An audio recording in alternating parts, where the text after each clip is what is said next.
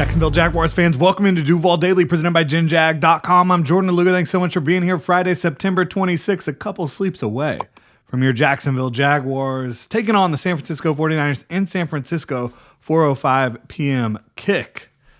I know y'all Jags fans not used to the mid to late afternoon kickoffs there. 1 p.m. slate, going to be interesting. Let me know what y'all are going to be doing. You're going to be watching some other football games, enjoying some Sunday time without Jaguars football until 4 o'clock. Let me know in the comment section below. If y'all enjoy the content, please like and subscribe. And also check out genjag.com/shop. Pick up some new Duval gear. Help support the channel, look good while doing it. So we're getting into matchups to watch right now. Jaguars and 49ers. Obviously, like the Jaguars versus the West Coast. Jaguars versus 49ers historically not been pretty. So that's one thing they have to deal with. This is a new organization for all intents and purposes, though, in Jacksonville. New regime. They've got different plans, different ideas about how to go over to the West Coast and get this type of road trip done. They're trying to keep it as, business-like as possible. It is a business trip for the Jaguars. So they have to deal with those things, right? But when it comes to actual matchups to watch, the first one I want to bring up here is Liam Cohen versus Robert Saleh, because Robert Saleh yesterday at a press conference very bizarrely kind of basically said that Liam Cohen and his staff, some of the guys from Minnesota, so Grant Udinski, they have a legal sign stealing program going on. Like they steal signs, but it's legal. That was very strange. If I was Liam Cohen, Grant Udinski, and the rest of that offensive staff, I would be a little bit irritated about somebody saying that I'm sign stealing. I would also think it's kind of funny. I would also, be very motivated to show that person just how good I am at stealing signs and taking advantage of your weaknesses. It was very bizarre. Y'all can go check it out. I shared it on my Twitter at Jordan DeLugo. I've never heard anything like that before from a coach. And like earlier this year, I had never heard, Sean Payton talking about how the Jaguars are one of the teams trying to trade for Devon Vele. Very strange stuff from Robert Saleh there. He kept reiterating, it's not illegal, it's legal. It's like, okay, what are we doing here? Very strange. But when it comes to actual players, Walker Little versus Bryce Huff is going to be very important. Bryce Huff, obviously, most of y'all know if you've been watching the channel, the Jaguars do have a situation with him because if he gets 8 sacks this year, the Jaguars get a 4th-round pick instead of a 5th-round pick in the Tank Bigsby trade. They traded for a conditional 5th and a 6th with the Eagles. They get a 4th from that 5th if Bryce Huff ends up getting 8 sacks this year. So obviously don't want those sacks to come this week, but he does have 2 sacks and he is racking up the pressures. And he's going to be going up against Walker Little a lot because Walker Little, Jaguars left tackle, after Nick Bosa got injured, Bryce Huff started playing a lot more, on the right side for that defense. And so right side of the defense, left side of the offense, Walker Little has struggled a little bit the last couple of weeks, no pun intended there, going up against some really good pass rushers, right? I mean, going up against the Texans guys, Hunter and Anderson, mostly Hunter, and then going up against, in week 2, Trey Hendrickson. Not an easy task, right? Bryce Huff isn't those guys, but he is a good pass rusher. He's a productive pass rusher. And so Walker Little, I think, needs to have a bounce-back game against him and do a better job overall. The 49ers don't run a super complex defensive front. They'll probably blitz more now that they don't have Nick Bosa, but a lot of it's going to be one-on-one, trying to just, win your matchup in pass protection against Bryce Huff, and Walker Little needs to be able to do that. I also think, Michael Williams versus the Jaguars guards. Ezra Cleveland has been dealing with a little bit of an injury. He's got an ankle going on. Patrick McCary has an elbow. They're both limited in practice. I think they'll both play, but I honestly feel like with Michael Williams, a lot of people are like, oh, he's an edge rusher, but they want him rushing the passer on the interior. And that's what he's been doing a lot of. And last week he racked up 6 pressures from primarily from the interior. He's got 9 pressures on the year. So he is showing some of that talent that led to him being a first round pick and probably could have been taken before he was at 11 overall. Patrick McCary hasn't been as good as I hoped so far. He's, battled a little bit through injuries throughout camp and stuff like that, but he hasn't been as good as I expected him to be in pass protection so far. Ezra Cleveland, he's dealing with injury as well. I think he's been a little bit better overall than Patrick McCary, but these guys are going to have their hands full with somebody that talented and just physically gifted. Michael Williams has incredibly long arms. He's very strong. He's explosive off the ball, all that stuff. So they got to make sure that they're on their stuff against Michael Williams.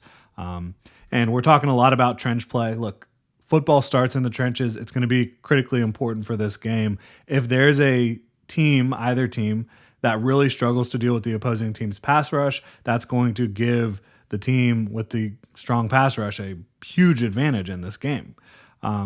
So, obviously Josh Hines-Allen versus Trent Williams is kind of like a get your popcorn ready type of matchup. Trent Williams is a Hall of Famer. He could retire today. He would be a Hall of Famer in 5 years, first ballot, no question about it. But Josh Hines-Allen's a great player in his own right, and he's in his prime. Trent Williams is 37. He's about 10 years older than Josh Hines-Allen. And so that's just going to be wonderful matchup. Trent Williams is an elite athlete, very strong, very physical, nasty. Technically refined, and Josh Hines-Allen, I think you can say a lot of the same things about him. So that's just really good on really good, and that's going to be a fun matchup to watch. Trayvon Walker versus Colton McKivitz. McKivitz has done well this year. I think he's a good player, right tackle, doing a good job over there, but Trayvon Walker's a different kind of beast than most of the guys he's gone up against. I want to see Trayvon continue to ball out because he's been having a great year for the Jaguars so far.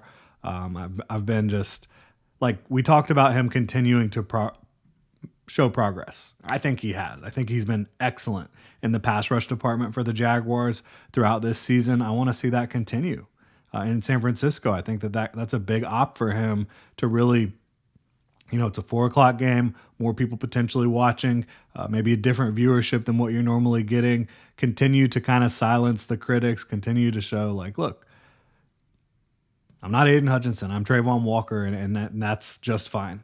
Like, I'm doing a great job here myself. Ricky Pearsall versus Tyson Campbell. I think Ricky Pearsall is going to play, as Jason, my boy from Jaguars United, told me on Wednesday night. He's like, Ricky's going to play. I don't know how he knew that, but Ricky did not participate in practice Wednesday. He did participate in practice Thursday, limited participant. I think he'll probably play. We'll see what ends up happening. The 49ers have a laundry list of players that are on the injury report. It's pretty overwhelming to even look at, honestly. But I think Ricky Pearsall is going to play. I think he's going to be their wide receiver 1. You do also have Demarcus Robinson coming back. But Ricky Pearsall versus Tyson Campbell. Look, Tyson against talented receivers it's not a coverage bust. It's just like a missed assignment.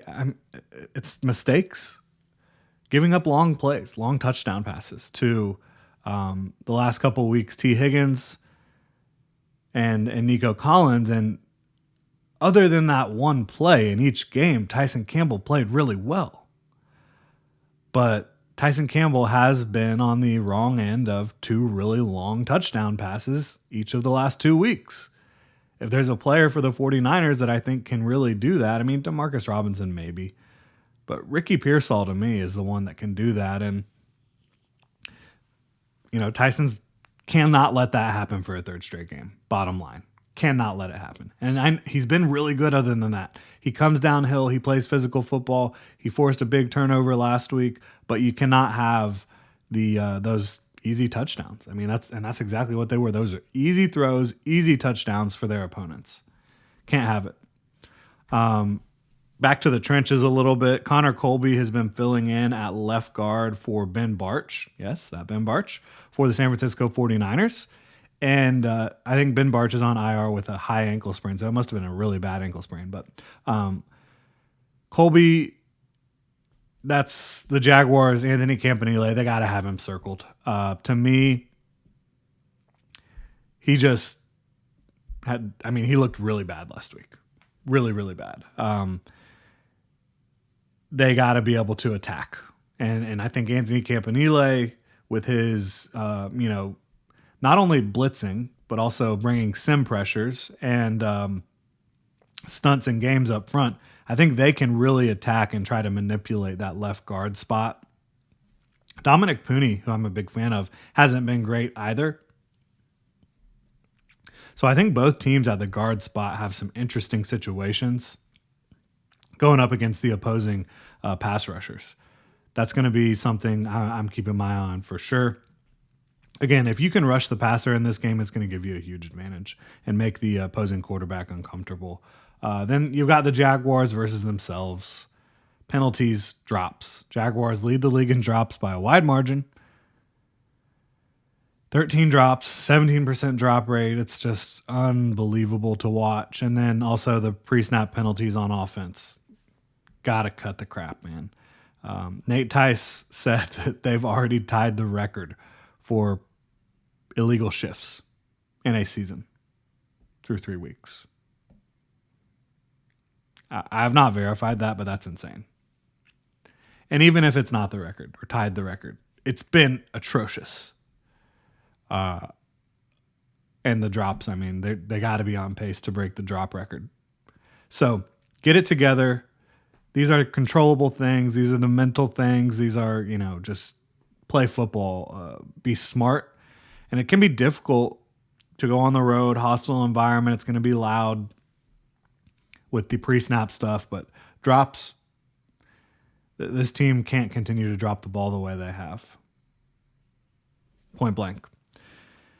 If, honestly, out of all these matchups, the last thing I said, if they reduce the pre-snap penalties and the drops by a significant margin, that's going to put them in a great position to potentially steal a game from a 3-0 team on the road in California. Let me know what y'all think in the comment section below. If you enjoy the content, please like and subscribe. Y'all have a good one.